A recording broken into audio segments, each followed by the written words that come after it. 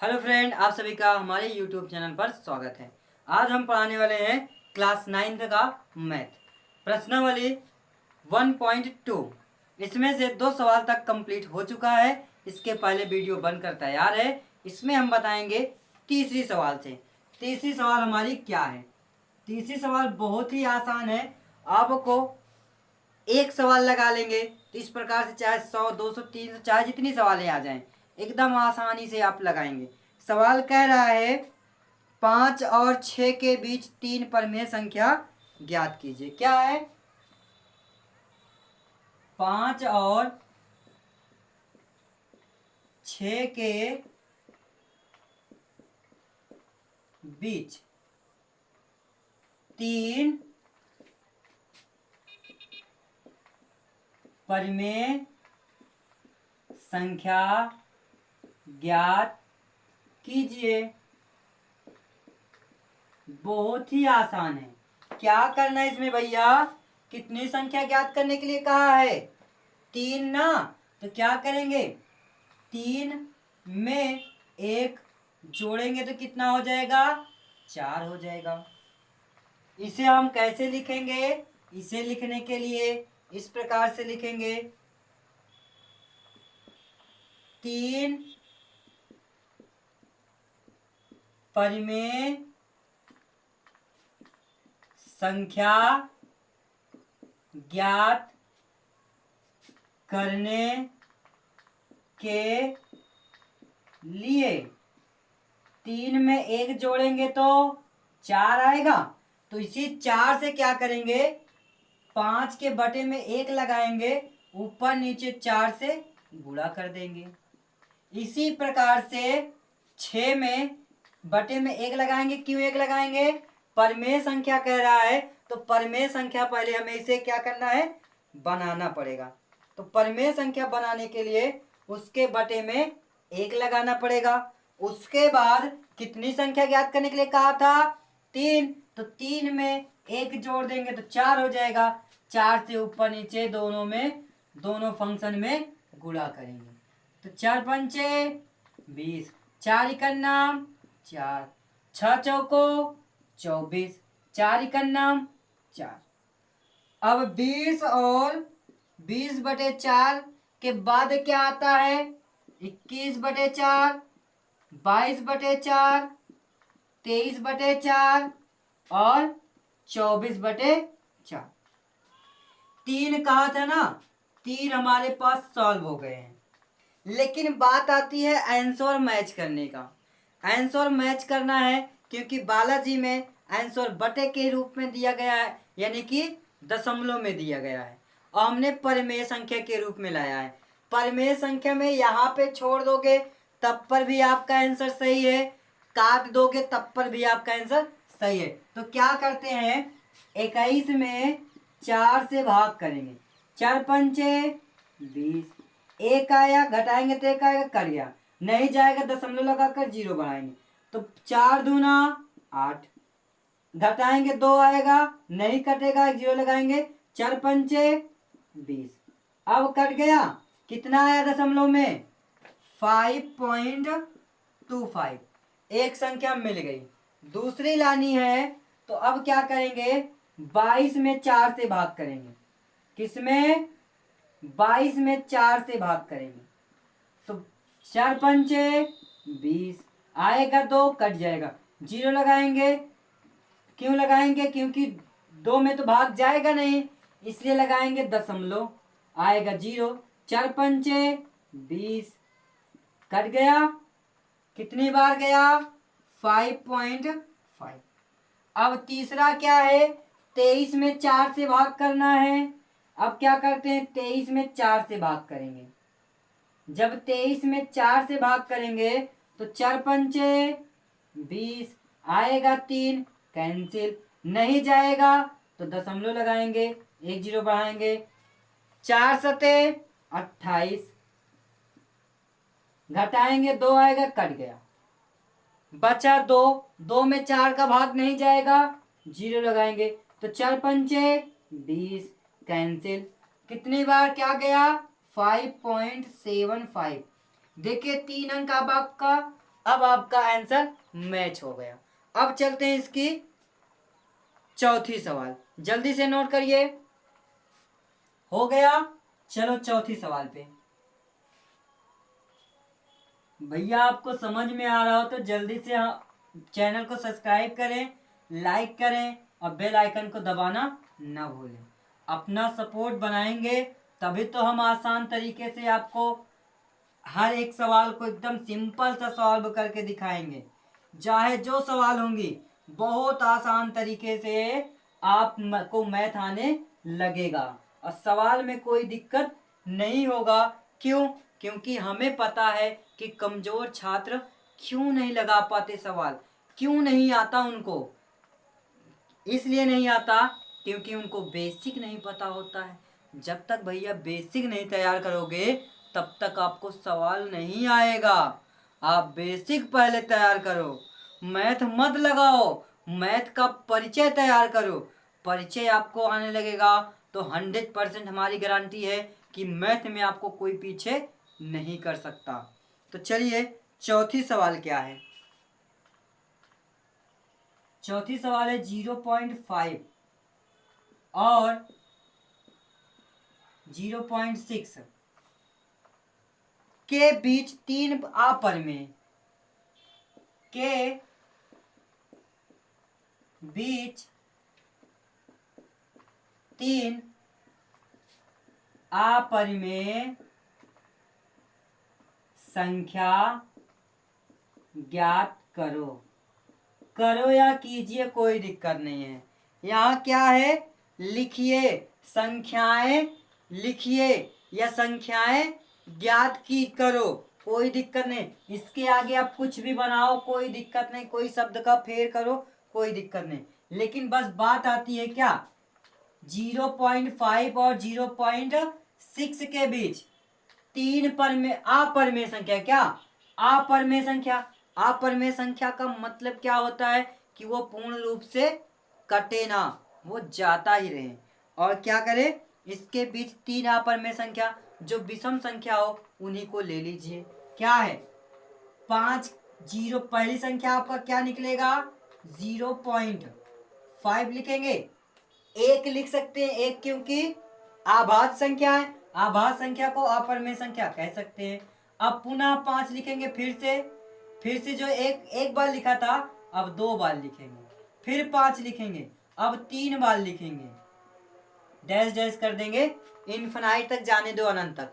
जो अनंत तक जाती हैं वो अपरिमेय संख्या है, क्योंकि ये पूर्ण रूप से विभाजित नहीं है, भाज्य नहीं है, पूर्ण रूप से कटेगा नहीं। यदि हम इसके बीच में एक के जगह 2 लगा देंगे तो कट जाएगा।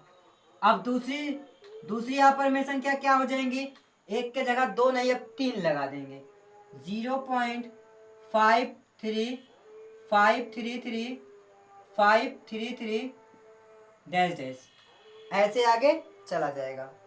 तीसरी क्या हो जाएंगी, 4 न लगा करके 5 न लगा करके हम 7 लगा देंगे। क्या लगा सकते हैं, 7 भी लगा सकते हैं, कोई दिक्कत नहीं है। क्यों 7 क्यों लगाएंगे, यहाँ पे 6 है ना, जब तक ये 6 ना हो जाए तब तक का हम लगा सकते हैं। अगर 3 ही का तो 3 आप कोई भी दे दो, कोई दिक्कत नहीं है। 0.5775757 डैश डैश डैश, यही 3 आपका अपरिमेय संख्या है। जल्दी से इसे आप नोट कर लीजिए। तो चले हम आगे, पांचवी सवाल नोट करिए जल्दी से। हो गया, चलो पांचवी सवाल देखते हैं। पांचवी सवाल में अपरिमेय संख्या, यहाँ पे भी 3 अपरिमेय संख्या कहा है। तो 3 अपरिमेय संख्या कहा है तो हम क्या करते हैं, इसे हटा देते हैं, इसे हटा देते हैं, बाकी सेम।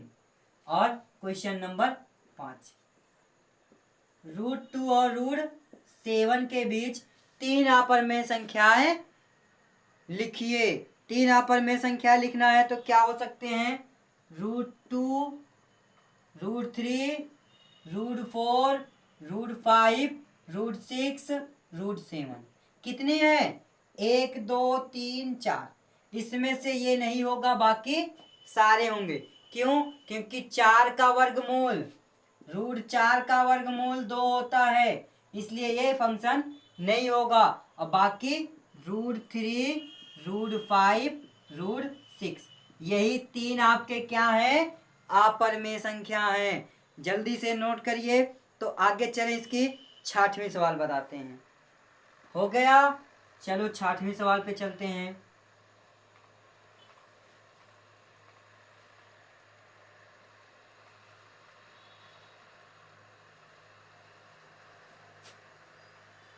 छठवीं सवाल क्या कह रही है? छठवीं सवाल कह रही है कि √2 का दशमलव क्या करना है, दशमलव के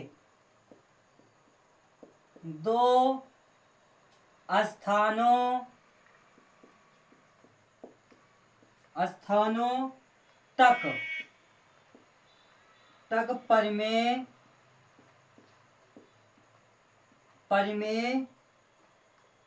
तक परिमेय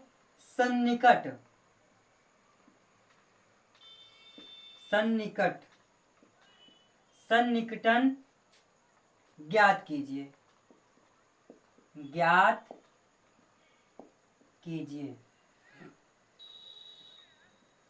सन्निकटन ज्ञात करना है।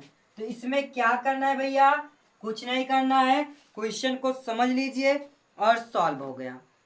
क्या है, √2 का दशमलव के 2 स्थानों तक चाहे आगे हो चाहे पीछे हो, 2 स्थानों तक परिमेय सन्निकट ज्ञात कीजिए। सन्निकट का मतलब उसके नजदीक की संख्या ज्ञात करना है।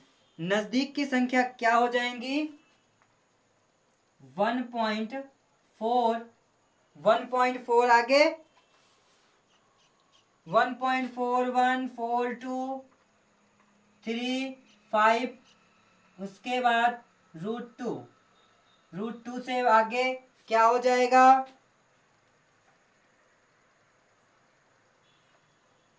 √2 1.4141 या 2, कोई दिक्कत नहीं है। आगे क्या हो जाएंगे, 1.4142 इतना हमारा होगा।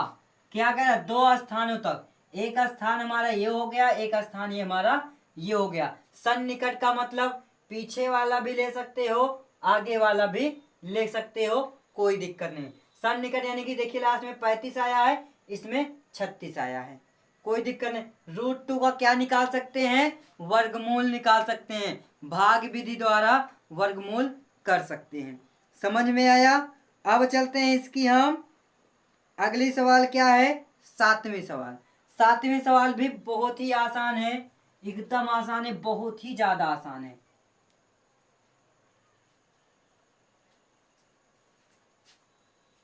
√2 का वर्गमूल निकाल करके उसके आगे पीछे का हम लास्ट में 5 और लास्ट में 6 इतना कर देंगे, वो सन्निकटन हो जाएगा, निकटन हो जाएगा।